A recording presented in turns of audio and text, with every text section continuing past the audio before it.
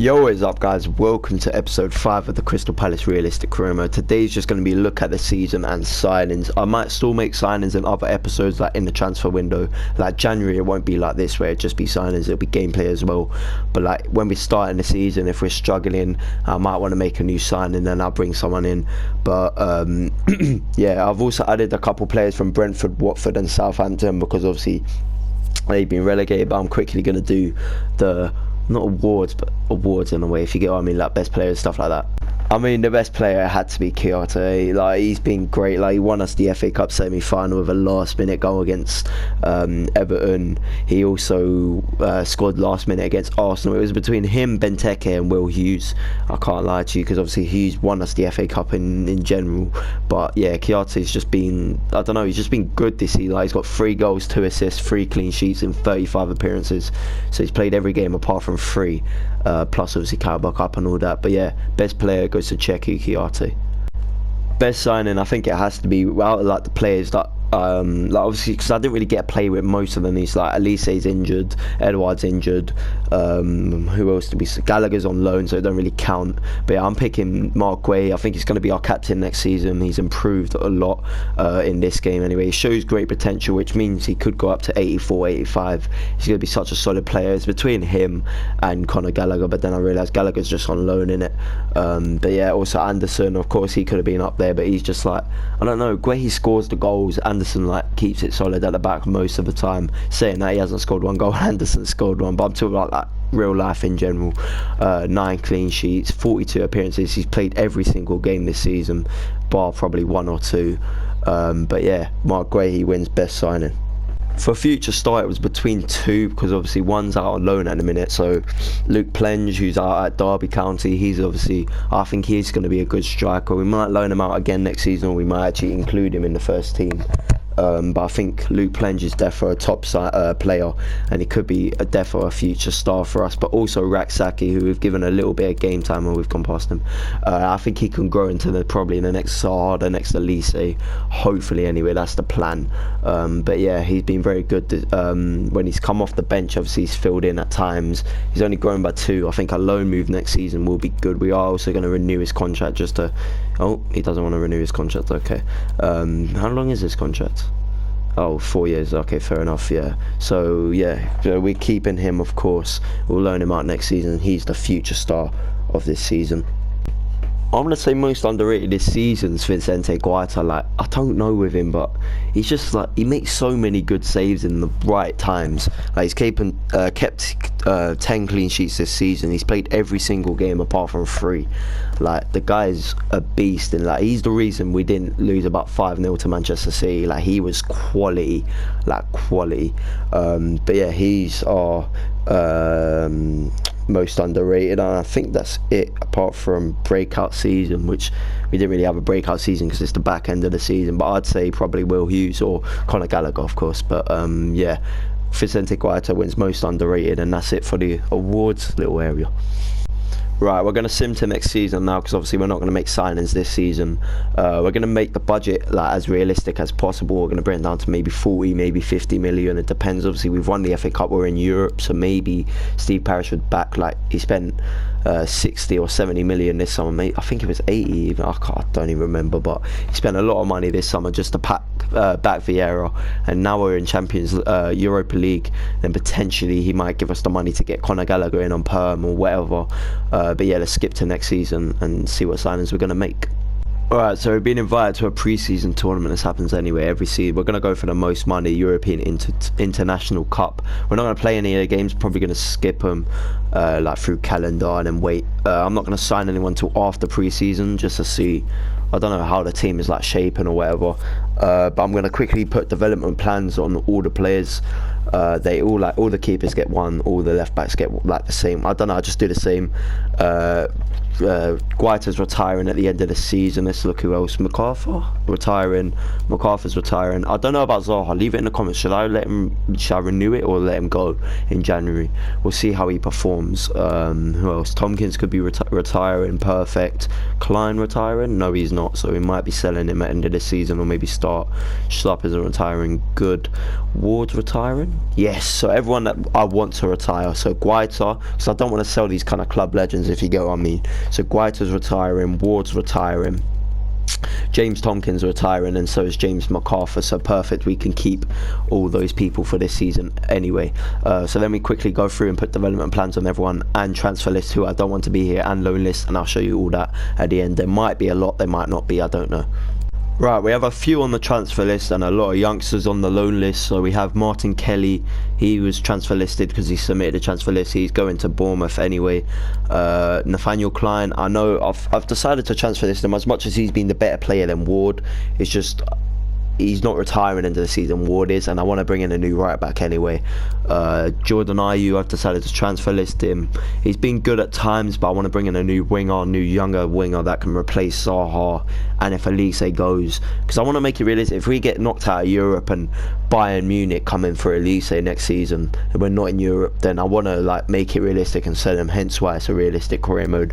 I think Luca, he's had his time. Obviously I said he was good, like he played well against Newcastle. Since then he's been kind of a ghost, can't get much for him anyway, but I think we might sell him. He's running out of contract anyway, so 3.4 million is all we can literally get for him, not a lot. Jack has already gone to his team for Tessie, so only these three on the transfer list. And then on the loan list we have Kirby, Hanam, Ferguson. I've decided to loan him out, new right back. He can be back up next season when Ward retires. Jake O'Brien had a good loan spell at Swindon anyway in real life so far. If we can loan him out again to like a championship club, he could come back and maybe play backup to Anderson and Mark Guehi, depending on if we sign a new centre back. I don't know. Scott Banks, Jake Giddens, Rob Street, Killian Phillips, and Sion Spence, Raksaki, Luke Plenge. I've decided just as an option. I don't know if I am going to loan him out, it's just an option at this point. And Teo Adaramola is also going to go out on loan. So yeah, they're the transfer list anyway. I'll show you the budget now and the objectives for the season. So we were given 44 million up here, but I've decided to put it down to 40 million, so it's a 71-29 split. So 40.5 million in the transfer budget of 318k in the wage budget. We're going to quickly check objectives. I think that's enough money, obviously, because Gallagher might be a bit expensive. I want to pay over his asking price by a little bit, because I know he's not going to go for about 20 million, which he probably will be in this. In real life he'll go for like at least 30, 35. So yeah, youth development is low. We don't really need to look at that. We are going to set up a youth scout though. Brand exposure within 2 seasons, increase the team's experience by what? They want us to get an older team when I want to make it a younger team anyway, but we'll just ignore that anyway. I don't think they'll sack us because of that. This is the high thing: reduce wages by 130k. If Wilf signs a new deal, we can't give him extra wage. But the thing is, if we want to keep it realistic, he's going to realistically want more money. Within 3 seasons, increase the club worth by 50% through player sales and competition prize money and rewards. 80% already, so I think that's why we're up at 93 rating. But I think if we complete that, then I think we'll be sorted for that high objective anyway. But yeah, we're going to quickly set up a youth scout. I think we might just use the one we have, so hopefully we get lucky. We have 2 decent ones here. I'm not going to sell a 5-star. I think it's a bit unrealistic. I think we'll sell the Denmark one. And this might be a little bit of waste of money, but we'll put it back up to 40 mil anyway. We're going to get the 5-star, 4-star England scout. We'll send one off to England, and then we'll look for the next Wilfred Zaha and send the other one off to Ivory Coast. I know a little bit, I think you get worse players if you send off a scout that isn't from that country, but it doesn't really matter, it should be alright. So yeah, we have 40 mil now and 270k in the transfer and the wage budget. So yeah, we're going to quickly add Gallagher to the short list, and then we'll give it a couple days. I'll catch you when we finish pre-season. I'll tell you where we are and all that. I didn't mean to go into transfer hub, but anyway, and I'll tell you all that after I finish pre-season, which I'm gonna just sim through the calendar anyway, so it's not really much you're missing. tell a lie. Me putting it on strict difficulty has put Conor Gallagher up to 40.5 million, so it could be quite hard to get him. I don't think we're going to attempt a loan, because we might do, I don't know, because obviously it's a bit unrealistic. I don't think they're going to loan him out for another season. We might maybe leave him for this season, see how much he played this season. If he's not playing a lot, then we can loan him in January, or we can sign him next summer.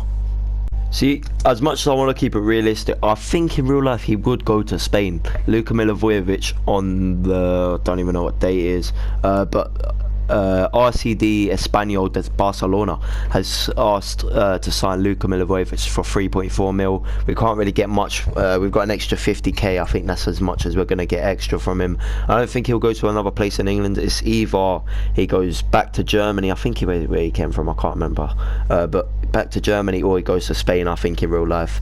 But yeah, at the minute we're still in the pre-season, we're in the semi-final, so yeah, we'll see how that goes. And we're out of the semi-finals anyway to Sassuolo, I think that's how you say it. 4-3 lost on pens. As you can see here, we have City again after beating them in the FA Cup. We have them in the Community Shield on the 31st of July, so that'll probably be an episode 6, or it could even be this game. I might sim it. Nah, I won't sim it, I'll probably play it. But yeah, so we have a couple offers here for Ayew and Mitchell. Mitchell's going to be blocked in general. I don't want anyone signing Mitchell, and I don't think I'm going to send Jordan Ayew off to Sassuolo. They can't be that impressed with him after a 4-5 loss, 5-4 loss, whatever, on in pre-season. I don't think he would go there either. I think he would go down to the Championship, or maybe, I don't know, who can I see him at? Maybe back at Villa. Was he at Villa? I think he was.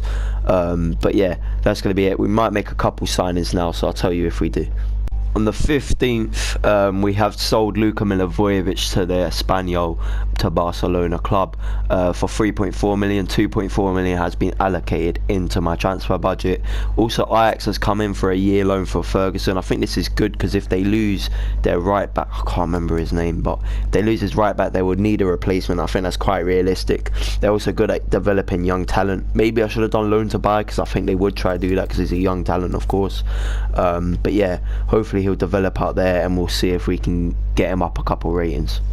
The French side, Strasbourg, I think they're French anyway, have come in for Nathaniel Klein. Maybe he would fancy a little French holiday.